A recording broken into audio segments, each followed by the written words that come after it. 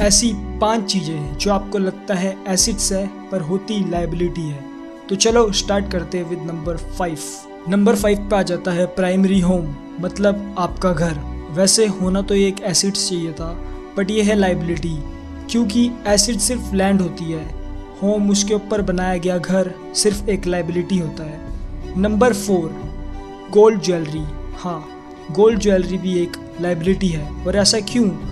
क्योंकि गोल्ड की जो ज्वेलरीज बनती है उसमें मेकिंग चार्जेस जुड़े होते हैं, जिस वजह से वो एक एसेट्स ना होके लायबिलिटी होती है।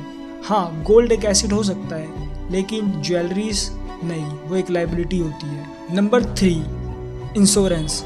अगर आपको कोई ऐसा इंश्योरेंस चिपका देता है जिसमें मंथली पैसा डालते रहो और कुछ सालों बाद आपको इकट्ठा पैसा मिल जाएगा, लेकिन जो उसका ग्रोइंग इंटरेस्ट रेट होता है वो बहुत कम होता है, ज़्यादा से ज़्यादा 5 से 6%, जो कि आपकी महंगाई दर है उसको भी टक्कर ना दे पाए, तो ये भी एक लायबिलिटी होती है। Number 2 dead real estate.